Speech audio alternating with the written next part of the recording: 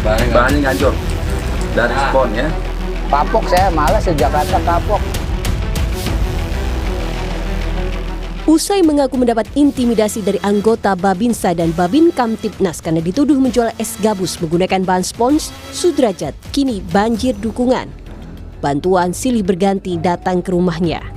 Meski bersyukur mendapat bantuan, namun rasa trauma masih menghantui Sudrajat. Saya sih mau dagang es kue lagi. Takutnya saya mau 3 kali 4 kali aku digebuk pakai kayu pakai apa itu saya mati konyol. Enggak, kan udah ada aneh. Jamin apa? Iya, saya takutnya diicar sama. Setelah dipastikan es gabus dan sejumlah barang dagangan Sudrajat tidak mengandung bahan berbahaya, Babin Kamtibnas dan Babinsa yang sempat menahan Sudrajat menyampaikan permohonan maaf. Kedua belah pihak akhirnya berdamai dan saling memaafkan. Maaf sebesar-besarnya Pak atas kecelakaan yang terjadi. Tidak ingat Pak. Kabar itu Pak, dari saya Pak. Insya Allah doakannya Pak ya. Ketua Umum YLBHI menilai permintaan maaf kedua aparat kepada korban bukanlah penyelesaian. YLBHI mendesak agar dua aparat dari Babinsa dan Babin Kamtibnas diproses hukum soal tuduhan tanpa dasar hingga intimidasi. Pemukulan dan lain-lain ya, pelecehan ya. Kemudian juga ada penyebaran disinformasi.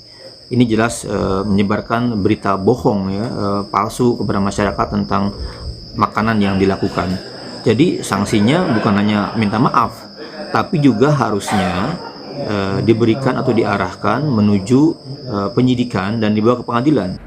Menteri Koordinator Bidang Hukum HAM, Imigrasi dan Permasyarakatan Yusril Isha Mahendra meminta masyarakat tidak perlu khawatir. Yusril bilang, jika aparat terbukti melakukan kesalahan, akan ditindak sesuai dengan kesalahan yang bersangkutan. Ambil satu langkah-langkah sesuai dengan prosedur internal kepolisian itu sendiri, baik penegakan disiplin maupun pelanggaran etik sampai kepada kemungkinan juga akan diambil satu langkah hukum terhadap hal itu. Jadi masyarakat tidak perlu khawatir ya. Propam Polres Metro Jakarta Pusat tengah memeriksa Babin Kamtibnas Kelurahan Kampung Rawa terkait kasus tuduhan terhadap pedagang es gabus bernama Sudrajat. Jika memang ada pelanggaran, maka akan ada sanksi bagi pelaku. Tim Liputan Kompas TV.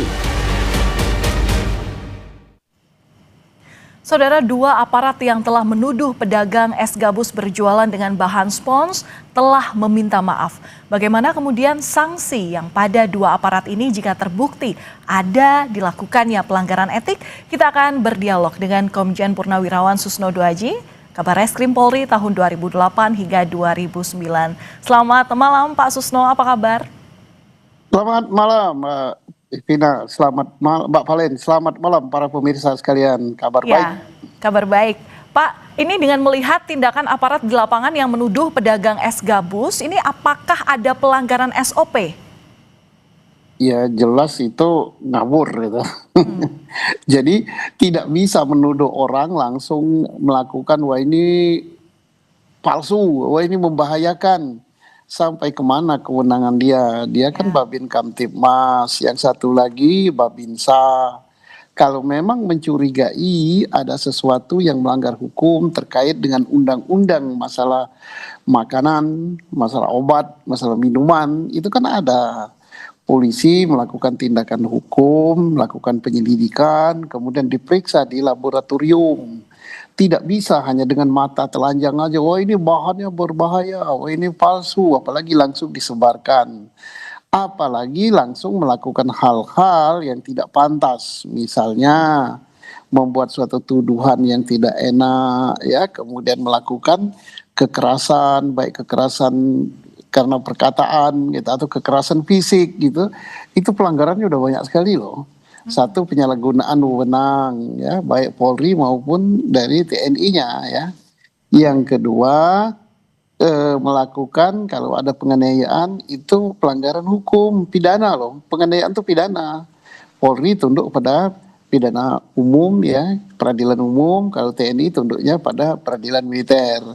Yang berikut, dia jelas melakukan pelanggaran disiplin, dan pelanggaran disiplin ini sangat-sangat dekat itu mepet dengan pelanggaran kode etik gitu kan, kode etik ya. Nah jadi jelas bisa kena kode etik, bisa kena hukuman disiplin, bisa kena hukum pidana.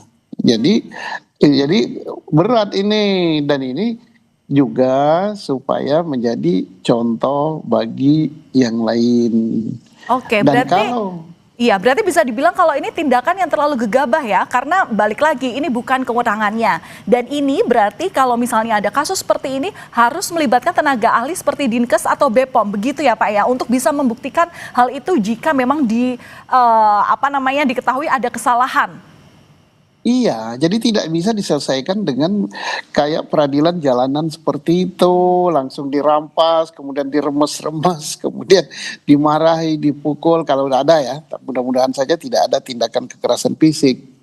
Jadi harus ya disita, kemudian dilaporkan kepada yang berwenang, dalam hal ini ke Polri, penyidik ya, kemudian penyidiknya membawa ini apakah ke Balai POM, apakah ke Laborat Polri untuk diselidiki, dan tidak perlu dengan kekerasan gitu. Dua orang berseragam TNI dan Polri ngapain berkekerasan sama orang yang sudah umurnya mungkin sudah cukup, kemudian kondisi fisiknya kayak gitu. Ya udah dibawa dengan ramah ke kantor polisi, maaf Pak ya, kita periksa ya, kita ambil simpelnya. Nanti kalau ini ada mengandung barang berbahaya atau bahan apalah, jangan langsung jualan dulu, stop dulu jualan, kita periksa ya. Nah kalau tidak ya silakan lanjut jualan. Jadi gitulah, inilah yang namanya untuk mereformasi lembaga Polri supaya tidak melakukan hal-hal yang sewenang-wenang yang menyakitkan hati rakyat gitu. Ya betul, meskipun ada laporan tapi ada proses penyelidikan yang itu sebenarnya harus diutamakan terlebih dahulu. Pak Susno, ini kan dua pihak sudah diketahui berdamai, sudah minta maaf. Apakah hal ini menghapuskan sanksi? Ya, termasuk damai, dugaan sekali. juga proses pidananya juga? Iya, minta maaf bagus, damai bagus, menunjukkan bahwa tidak ada dendam lagi. Tetapi penyelesaian perkaranya bukan dengan begitu. Pelanggaran kode etik harus diperiksa, pelanggaran disiplin harus diperiksa oleh kedua institusi ini. Silakan diproses, kemudian disidangkan secara kode etik ataupun disiplin dan diberi sanksi. Kemudian kalau memang ada pelanggaran pidananya, ya proses pidana. Nah setelah diproses pidana, misalnya karena undang-undang hukum acara kita yang baru memberi kesempatan untuk mengadakan restoratif justice, ya silakan tapi diproses. Nah kalau si tukang S ini mau berdamai, itu bisa karena ada terbuka suatu jalur namanya RJ, Restoratif Justice. Tapi kalau tidak mau, maka penyelesaiannya harus di pengadilan. Jangan sampai nanti aparat hukum justru seolah-olah mendapat keistimewaan. Oh kalau aparat hukum yang melakukan kayak gitu nggak apa-apa, cukup dengan minta maaf. Nah ini kan memberikan keteladanan yang tidak bagus gitu. Oke. Pak, tapi kalau ada pengakuan dari korban bahwa dirinya seolah dianiaya, kemudian juga ada intimidasi saat kejadian ini, berarti ini sudah masuk ranah pidana sebenarnya ya? Ya pidana, nah maka itu untuk membuktikan itu kan lakukan penyelidikan, periksa saksinya, periksa kalau memang dianiaya, dipisem gitu kan, untuk mengetahui penganiayaan ringan atau penganiayaan berat. Kan pisem yang harus jawab, tidak bisa dalam waktu yang pendek, wah udah selesai, sudah damai gitu, no. Kan nggak boleh ya, apalagi ini aparat itu harus menunjukkan yang bagus lah gitu ya. Jadi tidak boleh selesai, oh udah damai, udah selesai. Kok simpel sekali masalahnya. Oke, Pak, ini kan yang jelas kita ini kan ada polisi, kemudian juga ada TNI, kemudian kita juga bahas mengenai adanya reformasi Polri yang memang melindungi rakyat begitu ya, yang kan memang mereka dekat dengan rakyat seperti itu jargonnya. Apakah ini seolah sudah menjadi kultur? Iya, ini bukan kulturnya Polri dan bukan kulturnya TNI. pimpinan TNI, Panglima TNI, baik Kepala Staf Angkatan, Kapolri, selalu menekankan kepada anggotanya untuk tidak menyakiti hati rakyat, untuk tidak sewenang-wenang, untuk tidak menyalahgunakan kekuasaan. Mereka adalah pelindung rakyat, bukan menjadi musuhnya rakyat, bukan menjadi orang yang melakukan perbuatan sewenang-wenang menyakiti hati rakyat. Nggak boleh.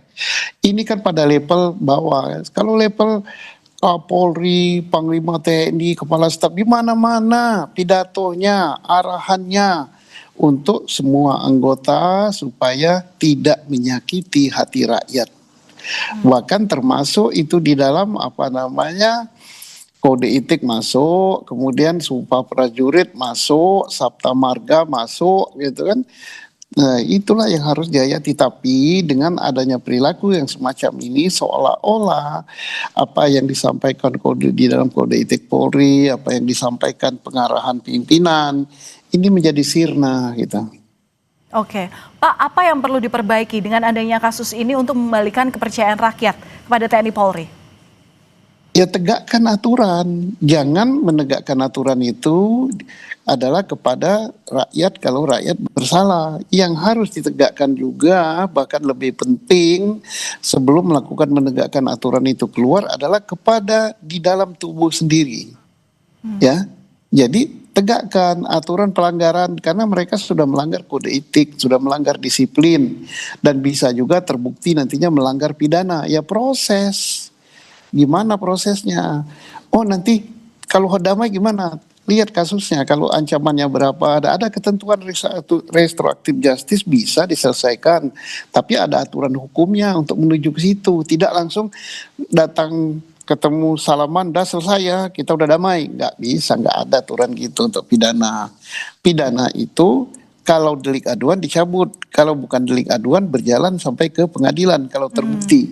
Tetapi ada juga pintu yang dibuka, restoratif justice, itu ada syaratnya, yaitu permohonan maaf, dimaafkan, kemudian membuat pernyataan, kemudian ancaman hukumannya berapa, ada aturannya itu di hukum acara kita. Itu bisa, tapi diproses.